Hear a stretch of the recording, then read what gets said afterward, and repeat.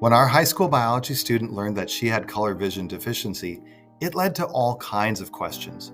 Why do people inherit traits in so many different combinations? Why am I colorblind but my brother isn't? What about my parents? The answers to these questions lie in the incredible ways that meiosis generates genetic diversity.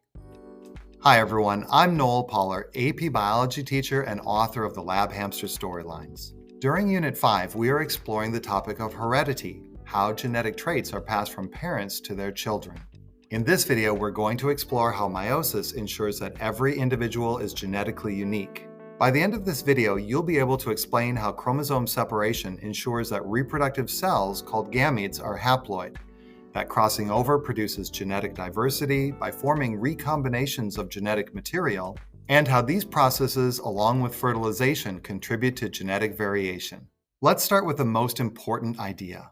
Meiosis reduces the chromosome number in half, producing haploid gametes. In human body cells, there are 46 chromosomes, or 23 pairs.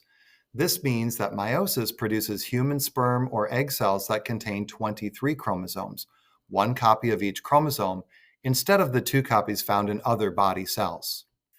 During fertilization of an egg by a sperm, the gametes from the parents combine, restoring the diploid number of 46. A really important idea here is that meiosis ensures that no 2 gametes are exactly alike. But how does that happen? One mechanism that generates variation is independent assortment. During metaphase 1, homologous pairs of chromosomes line up randomly along the metaphase plate. For each pair, it's equally likely that the maternal chromosomes will go to one pole and the paternal chromosomes to the other. In class, we'll model this 50-50 probability event with a coin flip during an activity exploring meiosis and fertilization. With 23 pairs of chromosomes in humans, the possible combinations of maternal and paternal chromosomes that end up in gametes are in the millions. Another major source of genetic diversity is crossing over. During prophase 1, homologous chromosomes pair up and non-sister chromatids, one from the maternal chromosome and one from the paternal chromosome, can actually exchange segments of DNA. This recombination of DNA shuffles alleles, producing chromosomes with entirely new combinations of genes. Crossing over produces chromosomes that have a combination of both maternal and paternal genes on the same chromosome. But meiosis doesn't always go perfectly. Sometimes the chromosomes don't separate correctly. This is called nondisjunction. If homologous chromosomes fail to separate in meiosis 1, or if sister chromatids fail to separate in meiosis 2, the result is gametes with too many or too few chromosomes. When gametes like this are involved in fertilization, the offspring may have chromosomal disorders. An example of this is trisomy 21. It's also called Down syndrome, which results from an extra copy of chromosome 21. This reminds us that the accuracy of chromosome separation is just as important as the diversity it generates. Finally, it's important to remember that meiosis is only part of the story.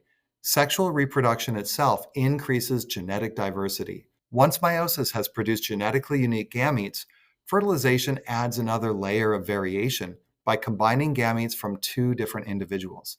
Each new zygote has a one-of-a-kind genetic blueprint, which is why siblings can look so different from one another, even though they share the same parents. The correct separation of chromosomes during meiosis 1 and meiosis 2 creates genetic diversity by producing haploid gametes that contain an assortment of maternal and paternal genes and chromosomes.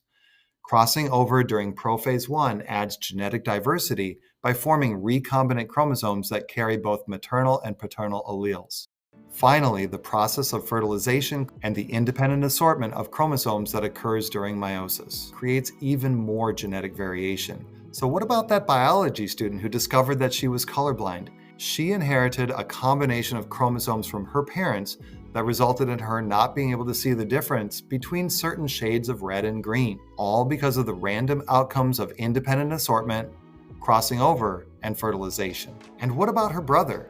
Well, he just happened to receive a different combination of alleles from their parents that meant that he was able to see all colors normally.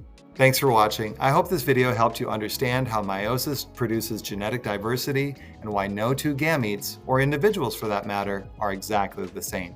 If you're curious to learn more about how rules of inheritance help us explain traits like colorblindness and why the girl's parents got into such a big fight, you should check out this video right here.